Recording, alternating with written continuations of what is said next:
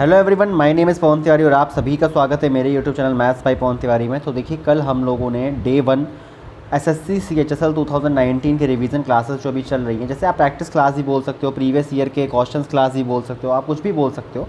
तो यहाँ पर जो स्पेशली वो है वो क्वेश्चंस है मैथ्स के जिनसे आप कुछ ना कुछ सीखने को मिलेगा। और ये क्वेश्चंस प्रीवियस ईयर हैं, मोस्टली क्वेश्चंस प्रीवियस ईयर हैं। कुछ स्पीड टेस्ट के क्वेश्चंस भी मैं ले लूँगा जो आपके सीएचएसएल प्री के स्टैंडर्ड के क्वेश्चन है, ठीक है, रिलेवेंट क्वेश्चंस होंगे। उसके अलावा देखिए, अभी बहुत सारे डाउट्स मुझे आ रहे हैं क्योंकि अभी सीएचएसएल का काफ़ी सारी चीज़ें कंडक्ट होनी है, जैसे लाइक सीजीएल के डिस्क्रिप्टिव होना है, स्किल टेस्ट होना है, ठीक है। तो काफ़ी सारे डाउट्स आ रहे हैं, तो उसके लिए कल मैं 2 से 3 वीडियोस बनाने की कोशिश करूँगा, आपके बहुत सारे डाउट्स को क्लियर करने की कोशिश करूँगा, ठीक है। इसके अलावा देखिए, वीडियोस काफ़ी लेट हो जाते हैं, मैं भी काफ़ी अभी थका हुआ हूँ क्योंकि ऑफिस से आने के बाद में क्वेश्चंस को पूरा सेट करना पड़ता है, उसके बाद में क्वेश्चंस को सॉल्व करके आपको करवाना पड़ता है, तो थोड़ा सा लेट हो जाएगा। बट आप लोग जिस तरीके से मैं पूरी कोशिश करूँगा कि आपको रात के 10 बजे तक वीडियो को मैं अपलोड कर पाऊँ। बट अगर किसी रीज़न की वजह से वीडियो अपलोड नहीं हो पाते हैं या यहाँ पर वीडियो नहीं आ पाता है मैथ्स का, देन मैं आपसे हमेशा ये कहना चाहूँगा कि आप लोग मेरे जो भी पुराने वीडियोज़ हैं आप प्लेलिस्ट में जाकर देखिए, आपको बहुत सारे अच्छे अच्छे वीडियोज़ मिलेंगे, ठीक है। वो उसमें मैथ्स के वीडियोज़ भी होंगे, ठीक है, मैथ्स के वीडियोज़ भी उसमें होंगे, स्ट्रैटेजी वीडियोज़ भी होंगे, तो आप उन सबको देख सकते हो, ठीक है। उससे भी आपको बहुत ज़्यादा बेनिफिट मिलेगा क्योंकि उस पर मैंने ज़्यादा मेहनत करी है अभी के कंपेयर में, क्योंकि अभी इतना मेरे पास टाइम नहीं, बट पहले मेरे पास टाइम था, तो मैंने वहाँ पर काफ़ी अच्छे अच्छे क्वेश्चंस आपको करवाए हैं, तो वहाँ से आपको और भी ज़्यादा सीखने को मिलेगा। देन आप वहाँ पे जाके विज़िट कर सकते हो। चैप्टर वाइज मैंने 6 से 7 चैप्टर करवाए थे, पार्टनरशिप करवाया था, प्रॉफिट एंड लॉस करवाया था, और भी 2-3-4 प्रिज्म पिरामिड भी करवाया था। उनके काफ़ी अच्छे अच्छे क्वेश्चंस मैंने वहाँ पे करवाए थे, आप उनको देख सकते हो। सीएचएसएल के 24 वीडियो मैंने डाल रखे हैं ऑलरेडी, इसमें 3 पेपर भी हैं 25-25 क्वेश्चन के, तो उनसे आपको बहुत ज़्यादा फ़ायदा होगा। अगर आप प्लेलिस्ट में जाकर चीज़ों को ढूंढोगे देन आपको फ़ायदा होगा। इसके अलावा आप टेलीग्राम चैनल पर ऐड हो सकते हो, मैथ्स बाय पवन तिवारी करके आप सर्च कर सकते हो, या डिस्क्रिप्शन में लिंक प्रोवाइड कर दूंगा, वहाँ से कुछ लोग ऐड नहीं हो पाते हैं, देन वो सर्च भी करके ऐड हो सकते हैं, ठीक है। इसके अलावा आपका कोई भी डाउट हो देन आप पूछ सकते हो, ठीक है। तो आइए स्टार्ट करते हैं इस वीडियो को। सबसे पहला क्वेश्चन है यहाँ पर देखिए अलजेब्रा का और बहुत सिंपल क्वेश्चन है, अगर आपको ये आता है देन आपके लिए बहुत इजी क्वेश्चन है। तो सबसे पहले देखिए, आकर देखते हैं कि यहाँ पर ऊपर x है, इसका मतलब है कि मैं ये लिख सकता हूँ कि x, नीचे से अगर मैं x को कॉमन ले लूँ, ठीक है, अंदर क्या बचेगा, 2x बचेगा प्लस, ठीक है, इतना आप अगर सोच पा रहे हो देन ओके है। यहाँ 5 बचेगा और यहाँ पर क्या हो जाएगा, 2/x हो जाएगा, ठीक है। इक्वल में क्या हो जाएगा, 1/6। अब आप देख रहे हो x कैंसिल आउट हो जाएगा, ठीक है। 6 यहाँ पहुँच जाएगा, 2x प्लस 2/x को साथ में लिख लेते हैं, प्लस 5 को यहाँ पर लिख लेते हैं। अब आप देख रहे हो प्लस 5 यहाँ चला जाएगा तो यहाँ 1 बचेगा, 5 इधर के घट जाएगा। उसके बाद में 2 कॉमन ले लो, ठीक है। अगर आप 2 कॉमन ले लेते हो देन क्या बचेगा, x प्लस, ठीक है, 1/x is equal to 1। Then आपको यहाँ पर दिख रहा है कि इसकी वैल्यू आ जाएगी 1/2, अगर यहाँ से हटा दोगे तो 1/2। तो इस तरीके के क्वेश्चंस होते हैं, इजी क्वेश्चंस होते हैं, बट अच्छे क्वेश्चंस होते हैं, कभी कभी हिट नहीं करते हैं दिमाग में, ठीक है। ऐसे कई अच्छे क्वेश्चंस मैंने लिए हैं, थोड़ा जल्दबाजी में लिए हैं, देन कुछ क्वेश्चंस इजी हो सकते हैं, बट आपको कुछ ना कुछ सीखने को जरूर मिलेगा, ठीक है, क्योंकि बिगनर्स के लिए क्लासेस हैं, देन बिगनर्स को हमेशा कुछ सीखने को मिलता है, ठीक है। अगर आपको क्वेश्चन आता है देन आप स्किप भी कर सकते हो, कोई प्रॉब्लम नहीं है, ठीक है। अगर आप चैनल पर नए हो तो सब्सक्राइब भी कर सकते हो, बाकी वीडियोस भी देख सकते हो, ठीक है। तो नेक्स्ट क्वेश्चन काफ़ी अच्छा है, एक ठोस लकड़ी के अर्धगोला, अर्धगोला मतलब क्या है, हेमिस्फेयर। तो अगर मैं कहूँ कि एक हेमिस्फेयर की मैं बात करूँ कुछ इस तरीके से होता है, ठीक है। इसके बाद में यहाँ पे कह रहा है कि इसमें से एक शंकु काट कर निकाल लिया जाता है अधिकतम आयतन वाला, इसका मतलब कुछ इस तरीके से हो जाएगा, ठीक है। ये शंकु हो जाएगा।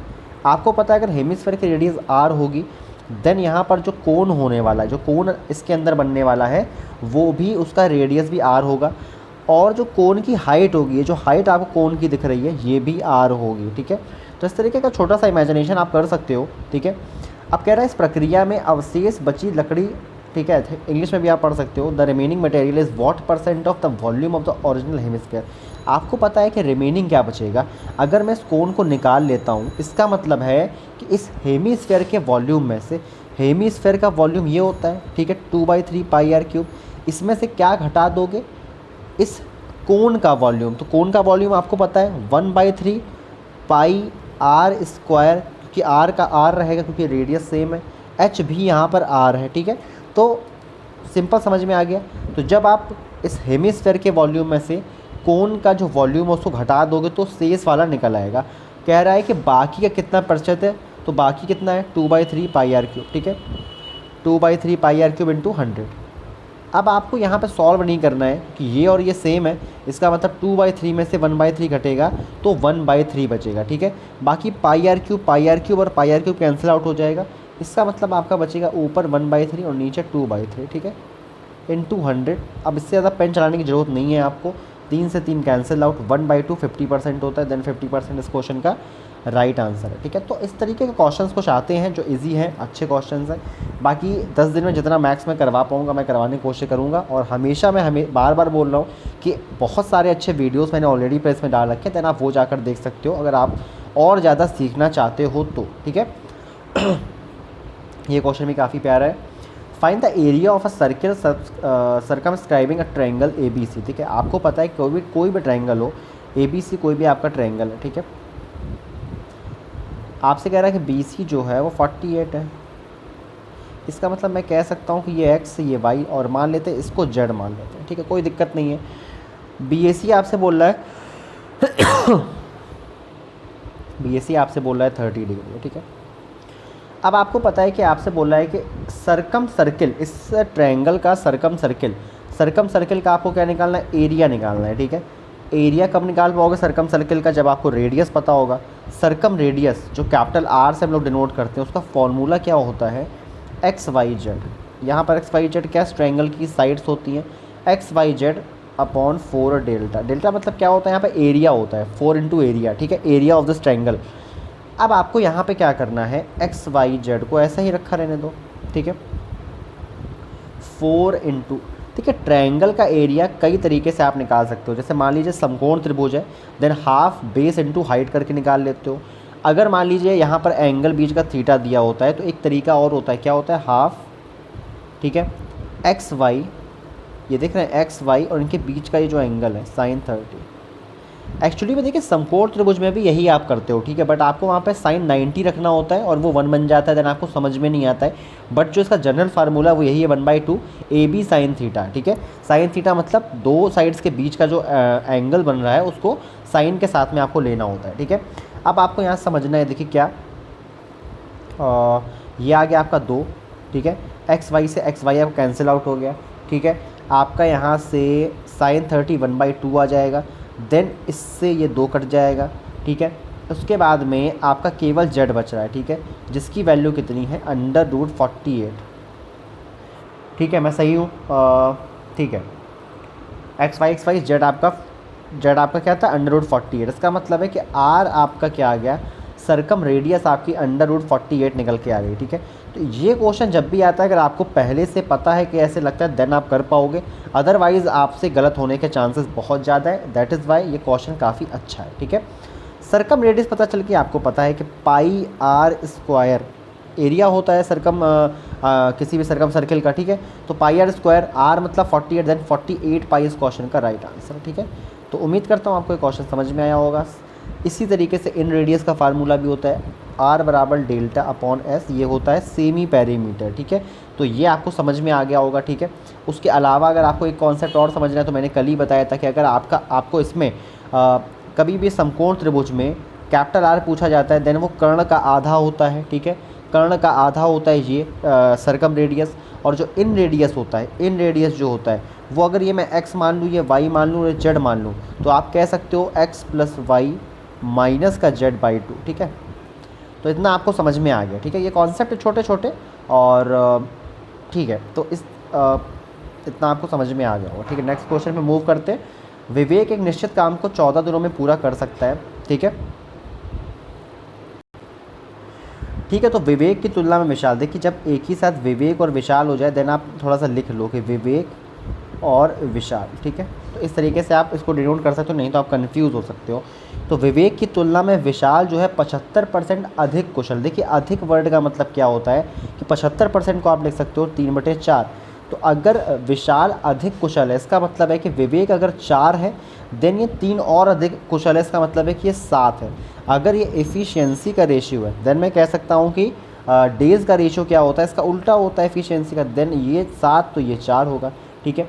अब आपको विवेक के दिन दे रखे कितना 14, तो 7 की वैल्यू 14 है, इसका मतलब 4 की वैल्यू 8, तो ये 8 डेज़ में काम करेगा। ठीक है, तो इस क्वेश्चन का राइट आंसर है 8। इसका मतलब जो एफिशिएंसी का रेशियो होता है उसका अपोजिट कर देते हो, देन आपको डेज़ का रेशियो मिल जाता है। तो इस तरीके से क्वेश्चन भी बन सकते हैं जो विद इन 15 सेकंड में आपके निकल सकते हैं, विद इन 15 या 10 सेकंड में भी निकल सकते हैं अगर आपकी प्रैक्टिस बढ़िया है तो। ठीक है, तो समझ में आपको आ गया होगा। ये क्वेश्चन बहुत ज़्यादा ईजी है, इसको मैंने इसलिए लिया है क्योंकि मुझे कोई क्वेश्चन फ़िलहाल तो नहीं मिला।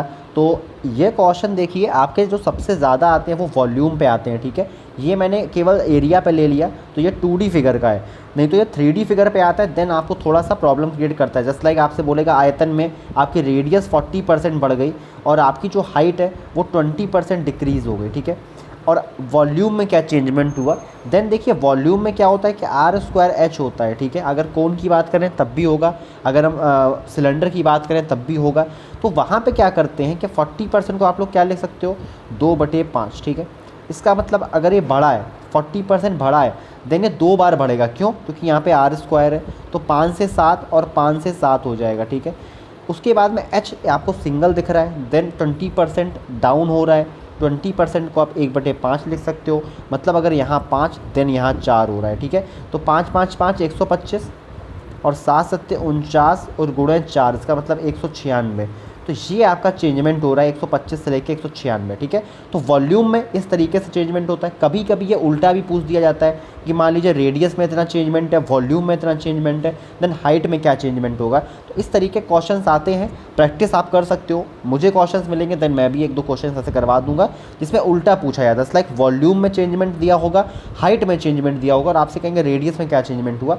इस तरह के क्वेश्चंस अच्छे होते हैं, बट प्री लेवल में इतना ज़्यादा हाई में भी ना पूछे, तो इस तरह के क्वेश्चन आपसे पूछ सकते हैं जो आपको थोड़ा थोड़ा आइडिया होना चाहिए। ठीक है, तो इस क्वेश्चन को देख लेते हैं, ये काफ़ी इजी है।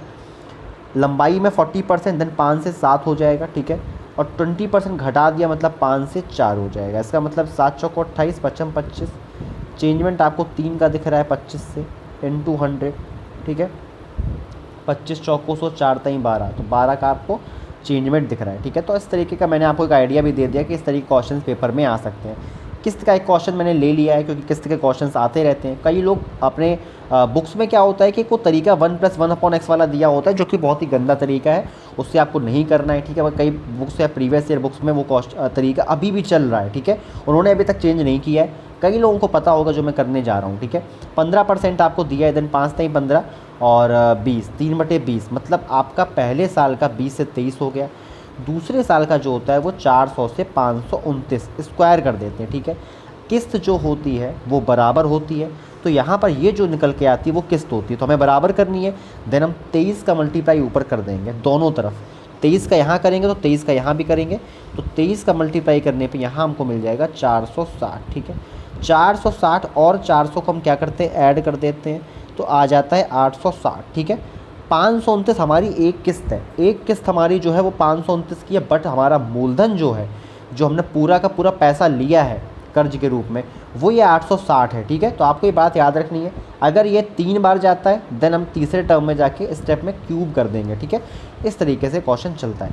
860 की वैल्यू आपको दी है 602 00, तो 1 0 से 1 0 86 70 जाएगा ये। ठीक है, तो 1 की वैल्यू 70, 1 की वैल्यू 70, तो अगर मैं 529 की बात करूँ, 529 × 70, देन 7 हमारी 63, और 63 में आपको एक ऑप्शन दिख रहा है बट इनमें से कोई नहीं भी है तो आपको पूरा करना पड़ेगा। तो 7 हमारी 63, 6 7 14 से 20, 2 17 हमारे 37 0 30, और ये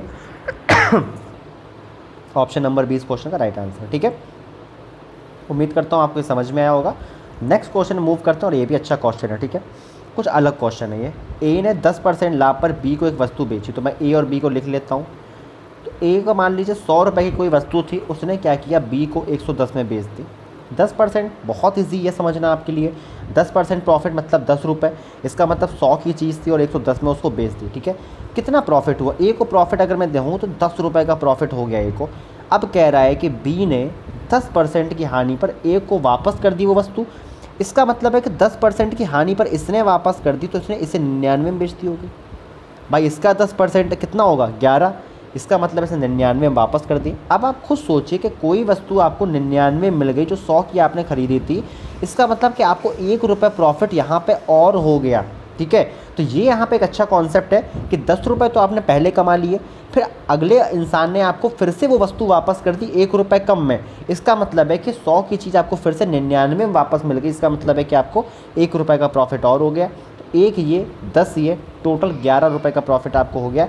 तो मैं 100 पे कहूँगा 11, देन आपको 11% का लाभ हो गया। ठीक है, तो अच्छा क्वेश्चन था ये भी। ये क्वेश्चन भी काफ़ी अच्छा है और करते हैं इसको, लास्ट क्वेश्चन है।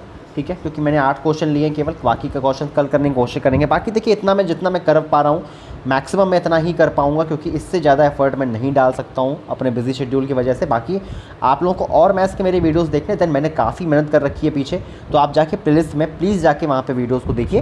प्रीवियस ईयर भी करवा रखा है, काफ़ी कुछ करवा रखा है, अगर आप जाके देखेंगे देन आपको समझ में आएगा। ठीक है, तो the ratio of present age of P and Q is 7 9। तो मैं कह सकता हूँ कि पी और क्यू की 7x और 9x करके, ठीक है, x मान लेते हैं। कभी देखिए x मानने में कोई बुराई नहीं है, ईगो बना लिया करो x को। अगर आपका कॉन्सेप्ट तगड़ा है देन आप x को भी बहुत छोटे टर्म में कर सकते हो। बिलीव मानिए मेरा, मैं x मान के ही मैं मैक्सिमम क्वेश्चंस करता हूँ और फिर भी स्पीड बहुत तेज़ है, क्योंकि मैं स्टेप्स को कम कर देता हूँ। ठीक है, जब प्रैक्टिस बहुत ज़्यादा होती है देन आप स्टेप्स को कम कर सकते हो। आगे क्या बोल रहा है कि the ratio of 1/3 of the P H eight that time, मतलब 6 ईयर्स एगो। तो आप कह सकते हो कि 7x - 6 का जो 1/3 है, ठीक है, का जो 1/3 है और जो 1/3 है, तो यहाँ पर देखिए 1/3 कर दिया तो देने की ज़रूरत नहीं थी, बट उन्होंने बोला है Q age at that time. तो क्यू एज कितनी हो जाएगी, 9x - 6 हो जाएगी।